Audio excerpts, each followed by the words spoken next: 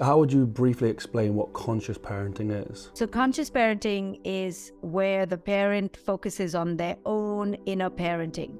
They parent themselves. And what that means is that they do not see themselves as the superior, righteous, dogmatic controllers of their children, but instead as allies and guides, helping their children flourish in their best ability.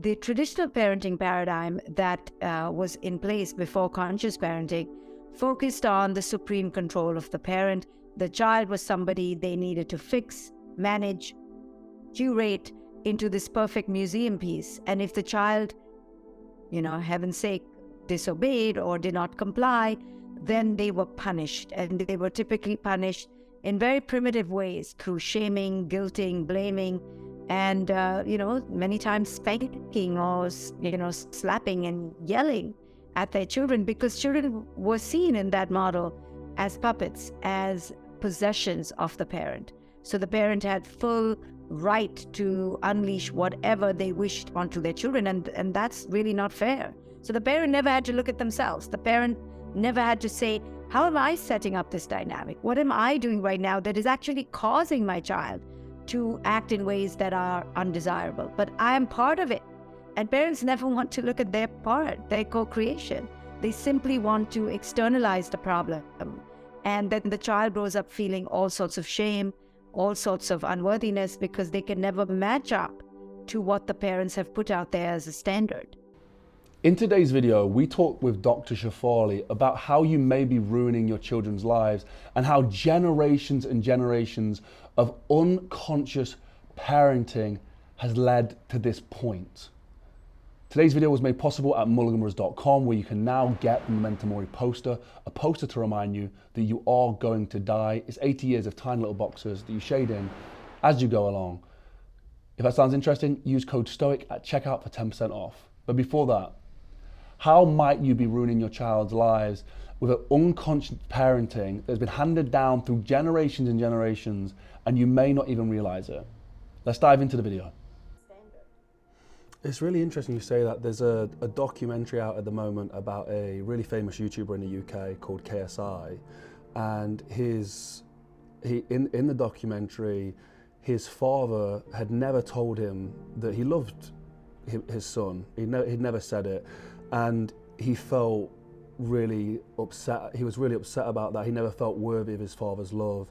And in the documentary they spoke about, and his father says, yeah, of course I love you. And then they had this moment where they said it and they spoke about it.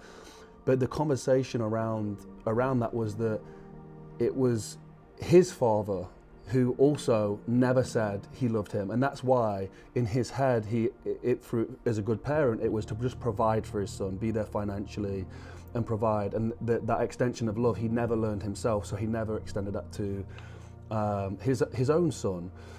The idea of the controlling parent, that's the one that I think we see quite frequently. Like you say, the spanking, or the ruling authority is, I am the father, I am the mother, this is what is going to happen, you are listening to me because that's who I am. What damage can that have on somebody? Like, what are the effects that has on a child? Well, this is the typical model, what you just talked about, that the parent unleashes authority without any, consciousness, really. And what ends up happening is that the child begins to imbibe that suppression and imbibe that oppression, and doesn't feel safe or secure or free to feel seen, heard, validated in the ways that they need. So they walk out into the world as adults with that sense of inner suppression, inner oppression. And then they are unable to assert themselves in conscious ways. Maybe they become also dogmatic and tyrannical in their dealings outside, or they become suppressed and weak and non-assertive and can't hold a boundary, right? So typically, females who are raised with this very male, dominated masculine energy, even if it comes from the mom, it doesn't matter. If it's the masculine energy of you do what I say and don't talk back and you're to be seen and not heard, well, then we imbibe that message that we are not worthy of our expression. So we kind of suppress that. And if it's a female, on top of that, we as females, daughters especially, are told to be nice, to be obedient, to be polite, to be kind. And so we mistake all of that to mean we are not good enough, we are not important. And typically for a male son, for example, he may interpret that to be, oh, okay, so I was controlled, I can go out and control others because of that same masculine energy resonating more with the male. And I'm talking in stereotypical ways here, so I'm not trying to offend anyone. But this is how patterns get passed down over and over, and we don't take charge of how it is we as parents are actually creating the oppression that we see and don't want in our children. We want our children to be leaders and brave and out there, but we are actually creating the suppression. If we were to take somebody who was embarking on conscious parenting, how would they encourage their child for success, to be prosperous, to be happy? So the main premise of conscious parenting is connection before correction. Of course, we have to correct and create boundaries and safe conditions for our children to thrive. But we first need to make sure that we as parents are not doing that out of blind reactivity, out of blind ego. So the first premise is connect before you correct. So connection means what? It means that I, as a parent, need to first connect to my own inner wholeness so that I can then connect to my child as a whole person, not a puppet, not a creation of a mini-me, but a whole person. And when I can connect to who my child is in their essence, then I can help contour the conditions to help that essence to flourish versus transplanting my kid from the essence and putting them into my box. So it's about really seeing your child for their strengths and their limitations.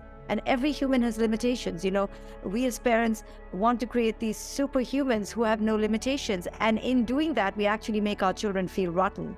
We need to have practical estimates of who we are and who our children are.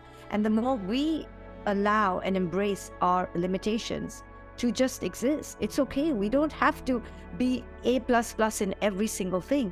Neither do our children. We actually teach our children to be more secure in who it is they are. So for a practical example, if our child comes home and says, Mom, I really, really struggle in math, instead of saying, oh, no, you don't, you know, you can be amazing at math, we're thinking, well, encouraging them.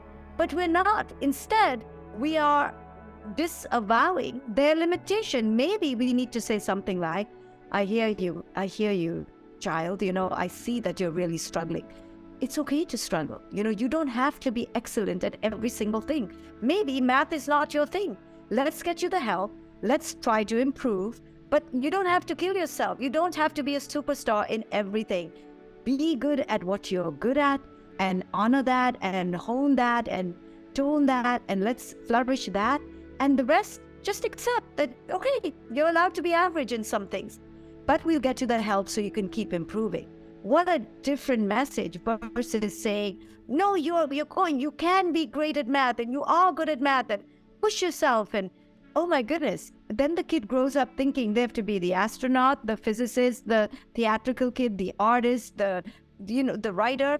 No, none of us are that. Instead of pushing them to become this idealized version of ourselves, we parents have literally a movie in our head for who our children should be, and we literally are dictating the script page by page. And then when the child is a bad actor and not cooperating, you know, we want to fire them. No, we need to examine the movies that we have in our mind, our fantasies, and really crush those, burn those, because they are causing so much rupture between ourselves and our children. Thank you so much to Dr. Shefali for doing this video with us. Her new book is going to be linked down below. For me, this has been one of the most interesting conversations I have, not only because I'm a parent, but also because I was a child, and the way in which my parents parented me and the way in which one of my parents was in my life had a huge impact on myself and my brothers and my sisters. And when I hear conversations like this and information like this, it really starts to open up that consciousness for me, and I'll start to look at situations that maybe I'm choosing not to look at. But I think all of us have these situations, and we are certain ways because of the way we were parented by our parents.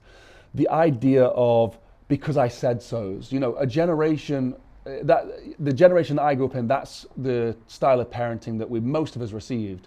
Mum, why can't I do that? Because I said so. But why did your parents say that? Because their parents said so. Why did their parents say that? Because their parents said so. There's been this ruling authority, and even now I hear people screaming at YouTube going, that's it, that's a parent is supposed to be the one in charge. A parent is supposed to be, and you know, that's not what Dr. Shefali is saying, but we have a massive bias to it because guess what? We were brainwashed. You know, and not consciously. Our parents did not do it consciously, but we were brainwashed. You know, we were children and we were told this is how it's supposed to be. As a 5, 6, 7, 8-year-old, that's what we believe. That's kind of becomes our belief system at the core. So it's very hard to disrupt and break that. But you could be the break in the chain. You know, if you've heard this message today, maybe start to think about that.